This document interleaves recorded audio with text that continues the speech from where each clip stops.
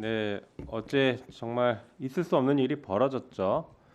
아마 우리 국민의힘 의원님들도 뭐 일부 옹호를 하고 있는 분들도 계시겠지만 대부분은 잘못됐다라고 생각하고 있을 겁니다.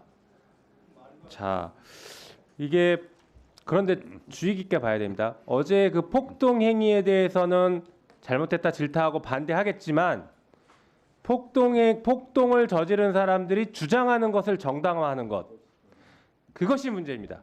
그것이 제2의 폭동, 제3의 폭동을 다시 유발시킬 수 있고 조정할 수 있는 겁니다. 그 폭도들이 뭐라고 합니까? 영장무효를 주장하고 있죠. 영장 잘못됐다, 불법이라고 하고 불법 체포, 불법 구금을 주장하고 있습니다. 국민의힘이 같은 주장을 반복하면 제2의 폭동, 제3의 폭동을 다시 일으킬 수 있다라는 것을 분명하게 지적하고 시작하겠습니다. 자, 준비된 화면 좀 보시죠. 자, 서울 서부지방법원 폭동 사태에 대해서 친윤 깡패들의 역겨운 폭력, 제가 한 말이 아닙니다. 다음 보여주시죠. 예, 외신 기자가 한 말입니다. 외신 기자가 뭐라고 하냐면 친윤 깡패들의 역겨운 폭력이라고 규정했고 그 원인에 대해서는 선동했기에 가능한 일이다 이렇게 얘기를 했습니다. 제 얘기가 아닙니다. 이게 한겨레에 보도됐던 얘기예요. 외국에서도 이렇게 보고 있습니다. 이 사태를. 다음 보여주시죠. 화면 한번 볼까요? 머리에 뭐 쓰고 있는 거 보이십니까? 네, 하얀색. 시작한 건 이 하얀 모자 쓰신 거 발부 보십시오. 소식이 전해진 사만 곳까지 올라가는 사람들, 판사들의 개인 집무실에 있는 7층까지 네, 들이닥치는 프레시 장면을 비치는 JTBC가 모습들. 단독으로 포착했습니다. 서버와 연결돼 있는 랜선 수십 개는 모두 뽑혔습니다. 자, 얘기를 잘 들어보시죠. 이제. 전문가해. 자, 방금 보여드린 화면들을 종합해 볼까요? 오늘 오전에 그 법원 행정처장님도 준비하고 들어온 것 같다, 알고 들어온 것 같다라는 취지로 말씀을 하셨습니다. 거기에 대해서 지금 보여지는 장면들이 충분히 그럴 수 있다라는 것을 반증하는 겁니다. 하얀색 모자를 쓰고 있던 분들 누굽니까? 누군지 아직 저도 모르겠습니다. 하지만 누구인지 추정은 되죠.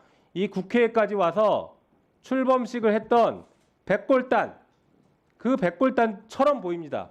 아닐 수도 있어요. 하지만 제 눈엔 백골단처럼 보입니다. 그리고 아까 얘기한 것처럼 7층까지 올라가서 정확하게 영장 발부 판사를 찾으러 다녔고 그 다음에 후레쉬까지 준비를 했습니다. 게다가 조금 전에 얘기했던 거 보시죠. 나와봐, 점거해. 저게 무슨 말을 의미하는지 저도 아직은 모르겠습니다만 지휘를 하고 있습니다. 누군가가. 이것은 의도적으로 들어왔고 체계를 갖추고 들어왔고 목적을 가지고 들어왔다라고 볼 수 있는 정황들이에요. 단순히 그날 갑자기 그분들이 흥분해서 들어간 게 아닐 수 있다는 겁니다. 법무부 차관, 네. 여기에 대해서 철저한 수사 필요하다고 생각하는데 어떻습니까?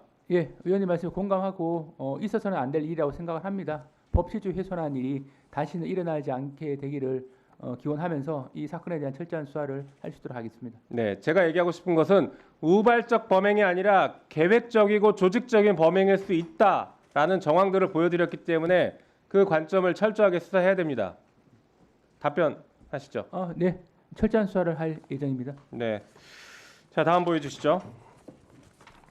자, 이 백골단 어떤 분들인지 보니까 이게 석동현 변호사가 자유진영 시민단체가 주최한 신년 행사에서 초대해서 무대 위로 올려서 이렇게 부추깁니다.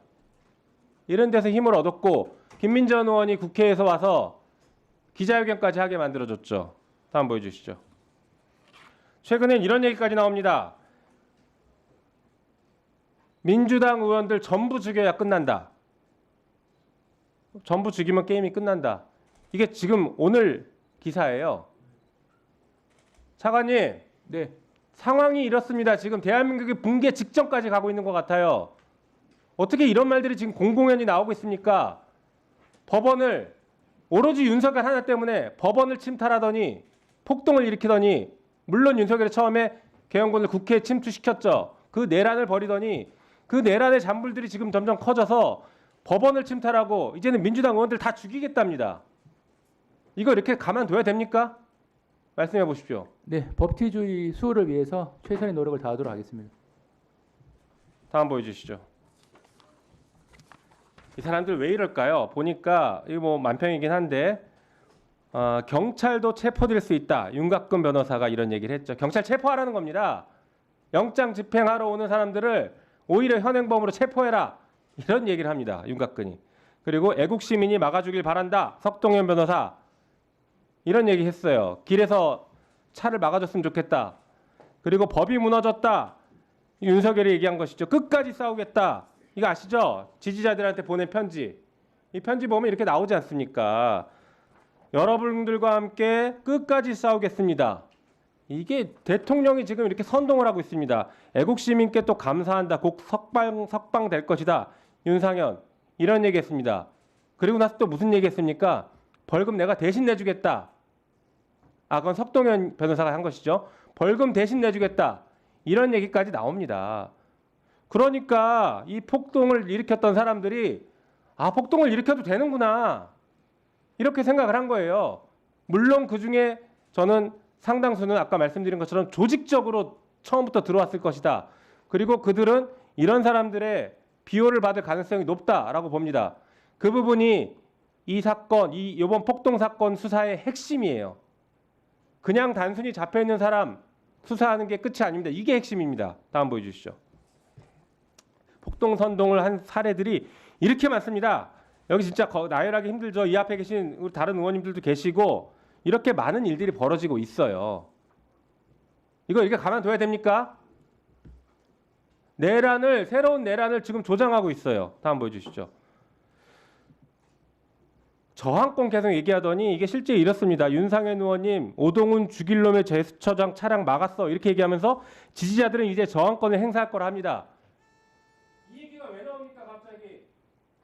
국민의힘에서 계속 저항권이다라고 얘기하고 있으니까 마치 폭동이 정당화되는 것처럼 이렇게 이끌고 왔던 거 아닙니까?